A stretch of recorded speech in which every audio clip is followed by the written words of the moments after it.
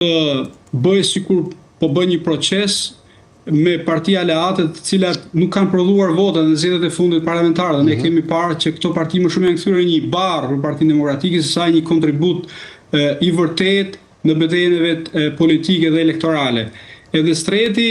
mendoj që gjitha kjo është ndërmarrje që thash për të blerë kohë, pra për të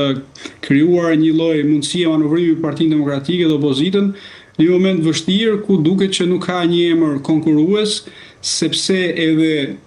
fakti që tashmë në opinionin publik diskutimi për një emër potencial Partisë Demokratike të opozitës për Bashkinë e Tiranës është bërë temë dominuese, tregon që këtu ka një vështirësi dhe duket si një lloj strategjie kapitulluese, për shkak se edhe dy nga emrat të cilët shikoheshin si rival potencial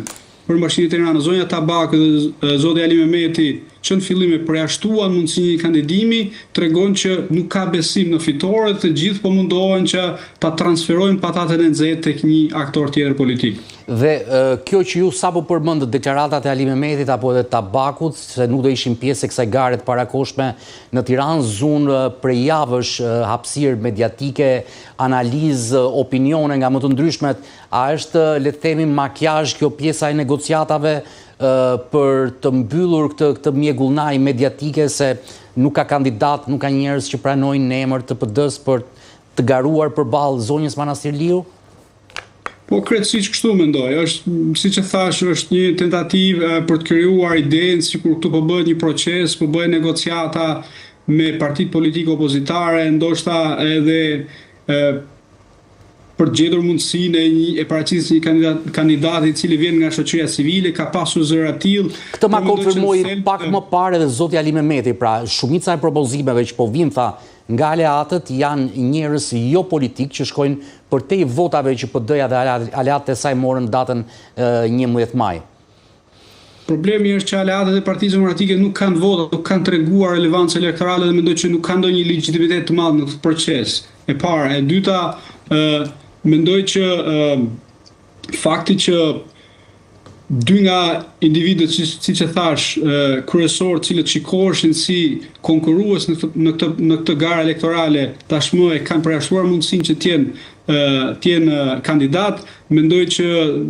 dërgoj një mesazh disfatizmi, edhe besoj që këtu shumë aktor politik brenda opozitës tashmë duket që vetë nuk kanë besim se mund të jenë konkurrues në zgjedhjet e pjesë në Bashkinë e Tiranës. Mendoj që ky nuk është një lajm i mirë për opozitën, por edhe për qytetarët në tërësi, sepse vim nga një qeverisje e gjatë e Partisë Socialiste dhe një dominim jashtëzakonisht i madh edhe në Tiranë, e cila është qendra politike e Shqipërisë, dhe mendoj që aty do duhet fillonte ndoshta edhe ringritja e opozitës, edhe mobilizimi i saj për një sukses elektoral në zgjedhjet e ardhshme të përgjithshme. Dhe mendoj që fakti që tashmë jemi në këtë moment ku duket sikur ka vështirësi për gjetur një emër konkurrues dhe tentohet më shumë të simulohet, të hidhet patatë e nxehtë sa këndej andej, tregon që opozita nuk është serioze dhe nuk ka besimin në vetvete se mund të ketë një sukses elektoral në Tiranë.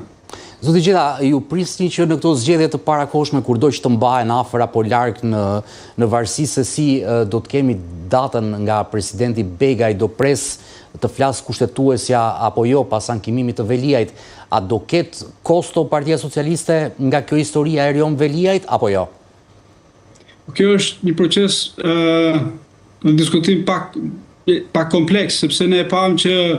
në zgjedhje përgjithshme të majit nuk patëm një kosto të tillë në Tiranë. Zoti Veliaj u arrestua qysh në shkurt të vitit 2025, dhe nëse do të kishte një reflektim të tillë tek qytetarët e Tiranës ose në tërësi tek qytetarët shqiptarë, do ta shikonim. Në fakt ndodhi e kundra, ne pam se si Partia Socialiste e shtoi numrin e mandateve gati me 10 në zgjedhjet e kaluara të përgjithshme. Mendoj që jemi në moment ku sjellja elektorale shqiptare ka ndryshuar krejtësisht. Pjesa më e madhe e tyre tashmë janë konformuar, janë përfshirë në sistemin ekonomik, politik dhe social që ka ndërtuar Partia Socialiste, edhe nuk e dënojnë më korrupsionin. Pra, pavarësisht se qeveria e zotit Rama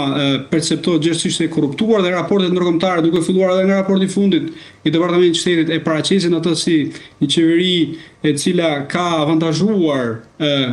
individ caktuar me ligjin e për investime strategjike.